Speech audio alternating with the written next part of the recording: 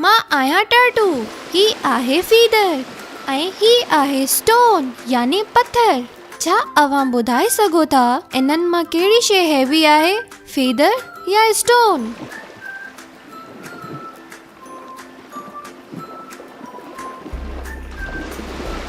बिल्कुल सही, stone is heavier.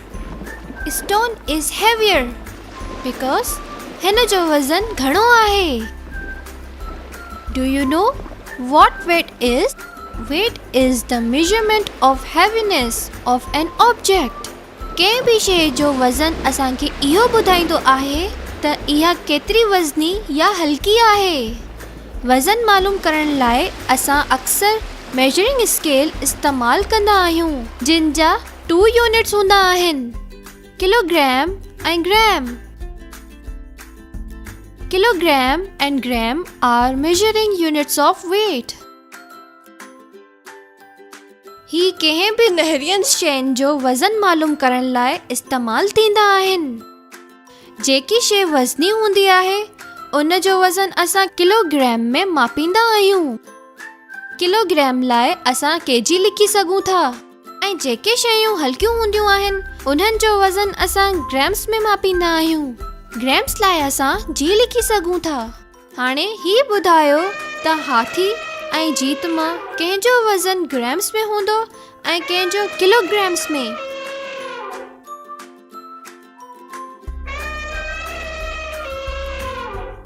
बिल्कुल सही, हिन हाथी जो वज़न किलोग्राम्स में आहे ऐं जीत जो वज़न ग्राम्स में हूंदो, छाकाणि एलिफेंट इज हेवियर।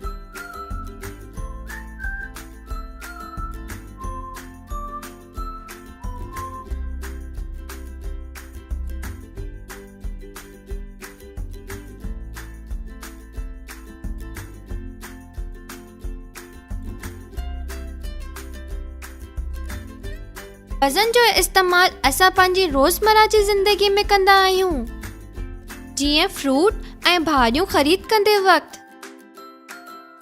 दालियूं ख़रीद करण वक़्तु ऐं ॿियूं बि रोज़मर्रा जूं शयूं ख़रीद करण वक़्तु असां वज़न यानी वेट जो इस्तेमालु कंदा आहियूं। अम्मी 230 ग्राम लूणु ऐं 500 ग्राम अटो ख़रीद कयो। ॿुधायो इन्हनि जो टोटल घणो वज़न थियो?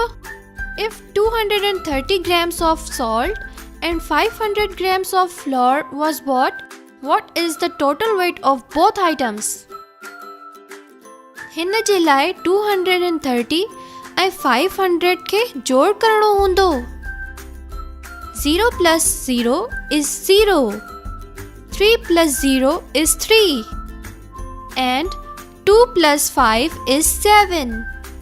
The जवाब आयो 730 grams.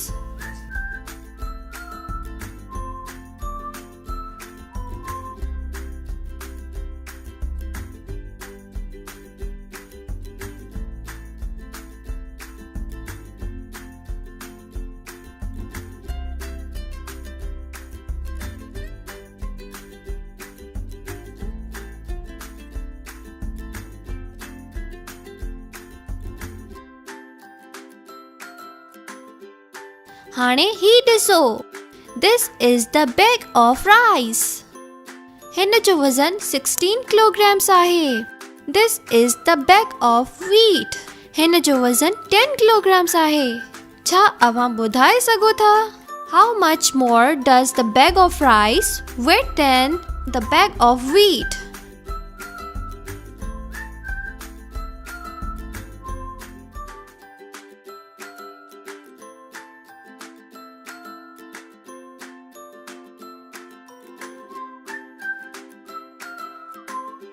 बिल्कुल सही, bag of rice weighed 6 kilograms more.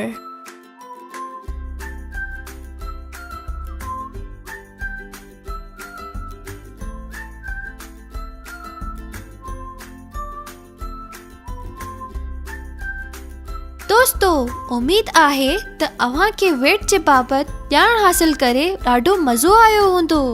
मुंहिंजो वज़न आहे 22 किलोग्राम्स। छा तव्हां खे पंहिंजो वेट ख़बर आहे? Find out your weight using a weighing scale and share with your partner.